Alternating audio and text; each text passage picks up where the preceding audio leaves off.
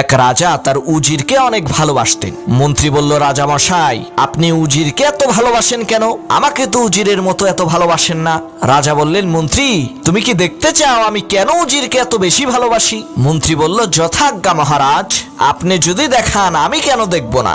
মন্ত্রীর এই কথা শুনে রাজা মশাই উজিরকে কাছে ডাকলেন এবং পকেট থেকে 6টি টাকা বের করে সমান ভাগে ভাগ করে উজিরের হাতে দিলেন 3 টাকা এবং মন্ত্রীর হাতে দিলেন 3 টাকা, আর বললেন, তোমরা দুইজনেই বাজার থেকে 1 টাকার এখন এবং 1 টাকার তখন আর 1 টাকার এখনো না তখনও না কিনে নিয়ে আসবে।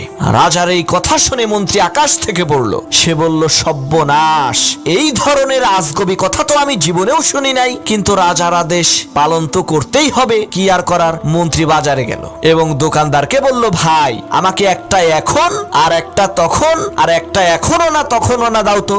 মন্ত্রীর এই কথা শুনে দোকানদার বলল, মাননীয় মন্ত্রী মহোদয়, আপনার কি মাথা খারাপ হয়েছে? এই ধরনের আজে বাজে কথা বলছেন।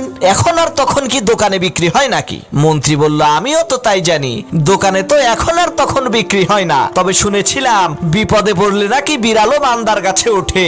আমারও আজকে সেই দশা হয়েছে।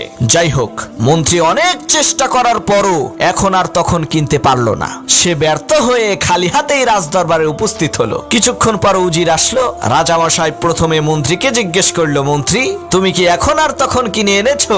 মন্ত্রী বলল, জাহাপনা, আমাকে ক্ষমা করবেন, আমি অনেক খুঁজেও এখন আর তখন পাইনি। রাজা মশাই এবার উজিরকে জিজ্ঞেস করলো, উজির, তুমি কি এখন আর তখন কিনেছো? উজির বলল, জি রাজা মশাই, আমি কিনেছি।